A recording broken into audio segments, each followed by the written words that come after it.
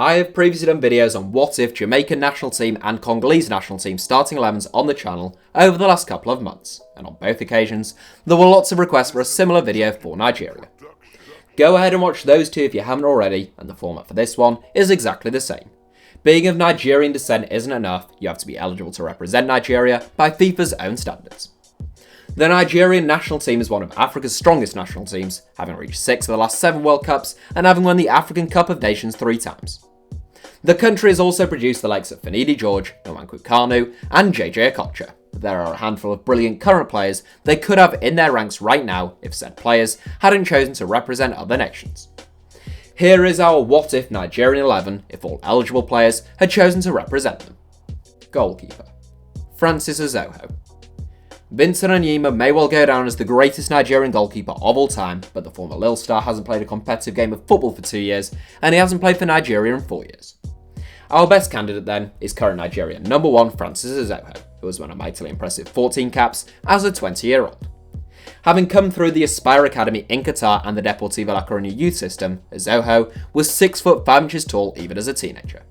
He represented Nigeria at the 2018 World Cup as a 19-year-old and is currently on loan in Cyprus with Omonia. Right back: Ola Aina. Another current Nigerian international, Ola Aina represented England under 16, 17, 18, 19 and 20 level, but he pledged his international senior future to Nigeria in 2017. That was probably a shrewd decision by the youngster, since no nation on earth has his first competition for that right back spot as England. Aina has won 14 caps since then, he's gone on loan to Hull City and Torino, and he signed for Torino in the summer just gone for £9 million. The large fee was reflective of Aina's impressive performances on loan in Turin, and he's a pretty solid selection here. Centre back: Fikayo Tomori. Another Chelsea Academy graduate, Fikayo Tomori, has stuck around at Stamford Bridge following a trio of loan moves, and he's now reaping the rewards under Frank Lampard. The 21-year-old has previously had stints at Brighton, Hull City, alongside Ola Aina, and last season under Frank Lampard at Derby County. He has been handed a chance in the first team at Stamford Bridge this season, and he's looked very solid, even scoring a really impressive goal away at Wolves. Tomori is eligible to represent Canada since he was born there, Nigeria through his parents, and England since he was raised here. He made 3 appearances for Canada's under-20s, but has been a regular for England's under-19s, 20s and 21s over the last few years, and I should think he'll keep pushing for an England call-up if he can become a mainstay in this Chelsea side. Centre-back: Manuel Akanji. Partnering Fikayo Tomori at centre-back is a man who is a full international, but not for Nigeria. Manuel Akanji was born in Switzerland to a Swiss mother and a Nigerian father, and understandably chose to represent Switzerland at both youth and senior level. He has been capped by the UEFA Nations League finalist 13 times, having won his first caps while starring for Basel. The 24-year-old joined Borussia Dortmund in 2018, making 31 appearances in his debut campaign, and he's been a regular fixture for the German Giants in the early parts of this season. He's a pretty obvious inclusion at the heart of our defence. Left back: David Alaba. Arguably the outstanding individual in this entire team, and certainly the best in relation to their position, David Alaba is one of the finest fullbacks of his generation. Born in Vienna to a Filipino mother and a Nigerian father, who is actually a prince, a rapper and a DJ, Alaba could have represented Nigeria, the Philippines or Austria. He has been a part of the Austria setup since the age of 15 though, so there are never really too many doubts about which nation he would represent. At the age of 27, Alaba has already won 71 caps for Austria, and he'll most likely go on to become their all-time record appearance holder. Defensive midfield: Wilfred Ndidi. Thankfully for Nigeria, Wilfred Ndidi isn't just one of the best players in this 11, he's also one of the few that actually represents Nigeria. The 22-year-old was born in the Nigerian capital of Lagos, and he broke into the national team at the age of 18.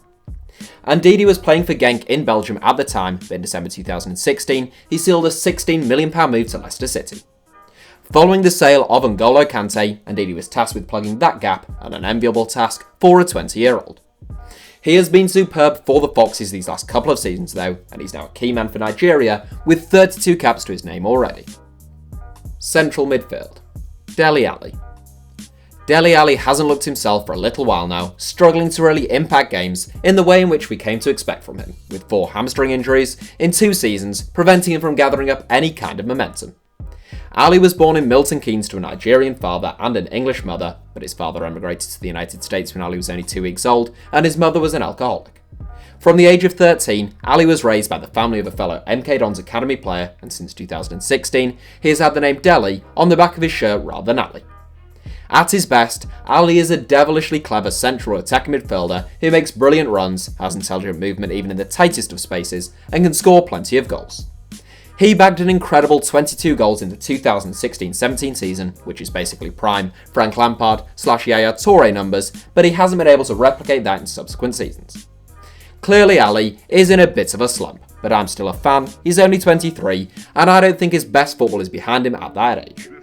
Ali's international allegiance never seemed to be in doubt, and having represented England at 4 different youth levels, he has since won 37 senior caps. Central midfield, Ross Barkley. We have 2 Premier League stars and 2 England internationals partnering one another in central midfield, and those 2 are likely to be battling out for a place in the England side over the next few years, along with the likes of James Maddison, Mason Mount and Phil Foden. Ross Barkley burst onto the scene with a bang at Everton, looking aggressive, brilliant on the ball and capable of some moments of real magic. His career looked to be stagnating before a transfer to Chelsea in January 2018, and he's yet to hit top form for Chelsea either. The 25-year-old had a really positive pre-season with the Blues, but has failed to transfer that into the season itself as Mason Mount has grabbed most of the midfield headlines. Barkley was eligible to represent Nigeria through a Nigerian grandparent, but he unsurprisingly opted to represent the nation of his birth. To date, Barkley has won 31 caps for England, and Gareth Southgate seems to be a big fan. Right wing, Alex Iwobi. Alex Iwobi probably prefers to operate off the left flank, but he can play on either, and the balance of this side looks best with him out wide on the right. Iwobi was born in the Nigerian capital of Lagos, and a Nigerian legend, JJ Okocha, is his uncle. Iwobi's family moved to London at the age of 4, and Iwobi joined the Arsenal Academy at the age of 8. As a bright prospect at the Emirates, Iwobi represented England at the 16, 17 and 18 level, but in 2015 he accepted a senior call-up from Nigeria. Iwobi, who joined Everton for a potential £34 million last month, has since won 36 caps for the Super Eagles. Left wing, Ademola Lookman. From a current Everton winger to a former one, on the left flank is youngster Ademola Lookman. Signed by Everton from Charlton, Lookman didn't get many first-team opportunities at Goodison Park, but he impressed on loan at RB Leipzig in the Bundesliga. Following 5 goals in 11 games, Lookman joined the German side for a reported £22.5 million this summer. Both of Lookman's parents are Nigerian, but the 21-year-old was born and raised in England. To date, he has represented England at 3 different youth levels, but he is yet to win a senior cap. Provided things go well in Germany, one would expect Lookman to hold out for an opportunity with the 3 lines. Centre forward, Tammy Abraham. The Nigerian national team themselves have plenty of options at centre forward, but they'd have even more options if one considered players eligible to represent the nation that don't. One such player, and the pick of the bunch I would suggest, is Chelsea striker Tammy Abraham. Still only 21, Abraham has plenty of experience under his belt, having had loan spells with Bristol City, Swansea City and Aston Villa. He bagged 26 goals at Bristol City as a teenager, only 8 at Swansea City, but 26 again at Aston Villa as the club won promotion to the Premier League last season. With a transfer ban in place at Stamford Bridge, and without an outstanding centre-forward in their squad, Abraham is one of a handful of young players Frank Lampard has handed an opportunity to in West London this season. In 6 Premier League outings, Abraham has bagged 8 goals, meaning he keeps Olivier Giroud and Michy Batshuayi out the starting 11. Abraham is a full England international, although his 2 caps for the 3 lines both came back in 2017, and he hasn't made a squad since. The team, including substitutes and a manager. Moving on to the supporting cast, our backup goalkeeper, as Nigeria's second best goalkeeper, is the more experienced Daniel Akpeyi. The 33-year-old plays his club football in South Africa, having only recently signed for Kaizer Chiefs, and he's been capped 16 times for the Super Eagles. As a backup option at centre-back, we have Italian international Angelo Ogbonna, who has looked a little error-prone during his time at West Ham, but is still a 2-time Serie A winner, and both his parents are Nigerian. Instead of an out-and-out fullback on the bench, next up is Victor Moses, whose versatility makes him an excellent substitute. Capped 38 times by Nigeria, Moses is happiest playing on the wing, but did an admirable job for Chelsea as a wing-back under Antonio Conte as the team won a Premier League title. In holding or central midfield, Wilfred Ndidi's deputy is Philip Billing. Called up by the Danish national team but never officially capped, Billing rejected an approach from Nigeria in November 2018, and the 23-year-old was signed by Bournemouth for £15 million following Huddersfield's relegation last season.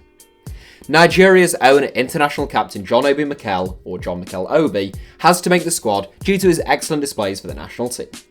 The 32-year-old is a bona fide Nigerian legend. He made over 350 appearances for Chelsea, and he was the Blues' pivot when they won the Champions League final in 2012. In terms of players who just missed out, I should give honourable mentions to the likes of Dominic Solanke, Ahmed Musa, Odi Nagalo, Sidney Sam, Dennis Ugo, and Stefano Akaka. In charge of this side, there isn't a plethora of managerial talent out there, but I'll go with one of Nigeria's all-time greats in the form of Sunday Oliseh.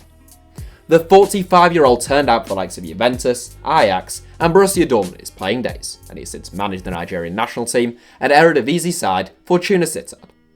To recap, our What If Nigerian 11 reads like this: Francis Azohu, Ola Aina, Fikayo Tomori, Manuel Akanji, David Alaba, Wilfred Ndidi, Dele Alli, Ross Barkley, Alex Iwobi, Ademola Lookman, and Tammy Abraham, with the bench made up of Daniel Akpeyi, Angelo Ogbonna, Philip Billing, John Obi Mikel, Jordan Ibe, and Emmanuel Adebayor. That's it for today's video. Congratulations on making it to the end of the video. Since you've got this far and in exchange for eternal good luck and happiness, why not subscribe and turn on notifications for the ever-brilliant HITC Sevens. Also, for mobile users, if you click on your screen now, there should be some suggestions of other videos YouTube thinks you might like. And I agree with YouTube. If you're watching on desktop, they should appear of their own accord. Thank you all for watching, give us a like if you enjoyed the video, and I hope you have a brilliant day.